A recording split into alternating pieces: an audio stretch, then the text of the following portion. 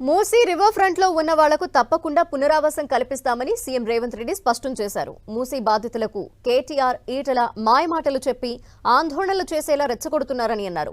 గుజరాత్ ని బాగు చేసుకోవడానికి సబర్మతి రివర్ ఫ్రంట్ కడితే చప్పట్లు కొట్టిన నేతలు మూసీ రివర్ ఫ్రంట్ కు ఎందుకు అడ్డుపడుతున్నారని ప్రశ్నించారు సీఎం రేవంత్ రెడ్డి.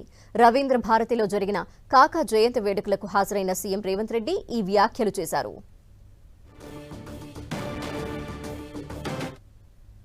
వాళ్ళు దోపిడీ చేసిన దాంట్లో ఒక 10% పెడితే వీళ్ళ జీవితాలు బాగుపడతాయి. 1500 కోట్లు ఇవాళ వాళ్ళ బ్యాంకులు ఉన్నాయి. టీఆర్ఎస్ పార్టీ బ్యాంకులు ఒక 500 కోట్లు ఇయ్యరే అందరికీ ఇంత తలాయిని వంచి పెడదాము. 1000 ఎకరాలు గజ్వేల్లో ఫామ్ హౌస్ ఉంది. 1000 ఎకరాలలో ఒక 500 ఎకరాలు అందరికీ ఇందిరమ్మ ఇల్లు కట్టిస్తా. అందులో నేను ఇల్లు కట్టించే బాధ్యత నాది. భూదానం నువ్వు చేయి చంద్రశేఖరరావు. పోనీ కేటీఆర్ నీకు 50 ఎకరాలు ఉంది జన్వాడల, ఓ 25 ఎకరాలు ఒక పక్కకి మంచిగా 10 అంతస్తులలో అందరికీ ఇందిరమ్మ ఇల్లు కట్టిస్తా ప్రభుత్వం నుంచి సొమ్ము పెట్టి. ఇవన్నీ మీరు దోసుకుంటూ వచ్చినాయి కదా. మీ తాత సంపాదించిన ఆస్తా కాదు కదా, మీ తాత ఇచ్చింది కాదు కదా. నరేంద్ర మోడీ గారు గుజరాత్లో కట్టుకున్నారు. 64,000 కుటుంబాలను తరలించండు. అందులో 16,000 మందికే నష్టపరిహారం ఇచ్చిండు. నరేంద్ర మోడీ గారు గుజరాత్ను బాగు చేసుకోవడానికి సబర్మతి రివర్ ఫ్రంట్ కడితే ఈటల రాజేందర్ గారు సపోర్ట్ కొడుతున్నారు. మా మోడీ గారు చూడండి గుజరాత్ మోడల్ ఎట్లా డెవలప్ చేసిండని. మరి అదే సబర్మతి రివర్ ఫ్రంట్ అట్లాంటిదే మూసీ రివర్ ఫ్రంట్ హైదరాబాద్లో కట్టుకుంటే రాజేందర్కి వచ్చిన కష్టమేంది దుఃఖమేంది నాకు అర్థం కాలే. రండి రాజేందర్ గారు, గత ప్రభుత్వంలో జీవోలు ఇచ్చారు. 2019లో మూసీలో ఉన్న ఆక్రమణలు తొలగించాలని జీవో ఇచ్చారు. మీరు అప్పుడు మంత్రే కదా, మీరు ఆ ప్రభుత్వంలో మంత్రే కదా. మరి ఈరోజు నేను ఒక సూటిగా అడుగుతున్నా, ఏం చేద్దామో చెప్పరు, ప్రత్యామ్నాయం చెప్పుండ్రు. అదే తీర్మానం అసెంబ్లీలో చేద్దాం.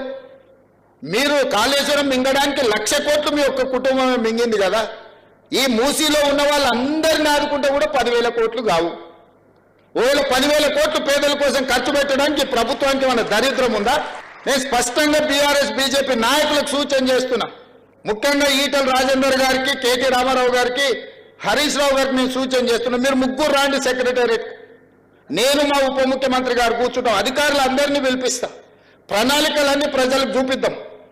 ప్రజల్ని ఎట్లా ఆదుకుందాం, ఎట్లా బాగు చేద్దామో చెప్పండి. ప్రత్యామ్నాయంగా వాళ్ళకి మంచి ఇల్లు కట్టిద్దామా, లేకపోతే నష్టపరిహారం ఇద్దామా, వాళ్ళు బాగా పనిచేసుకోవడానికి ఉపాధి కల్పిద్దామా, వాళ్ళ పిల్లలు చదువుకోవడానికి మంచి పాఠశాలలు నిర్మిద్దామా, వాళ్ళ ప్రత్యామ్నాయం ఏం చేద్దామో చెప్పండి.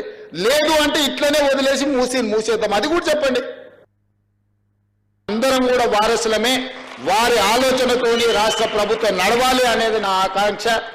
పేదలకు అండగా నిలబడ్డప్పుడే మన పట్ల ప్రజలు సానుభూతి చూపిస్తారు.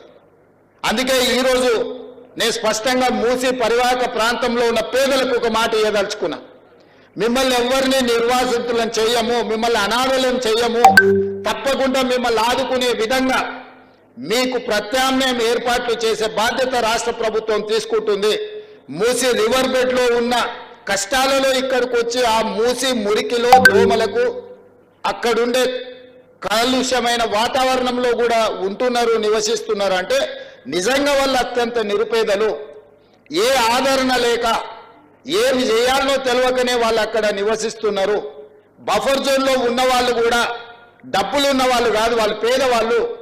అందుకే మూసీ రివర్ బెడ్ లో ఉన్న వాళ్ళకి కానీ, బఫర్ జోన్లో ఉన్న వాళ్ళకి కానీ తప్పకుండా రాష్ట్ర ప్రభుత్వం ప్రత్యామ్నాయం చూపిస్తుంది.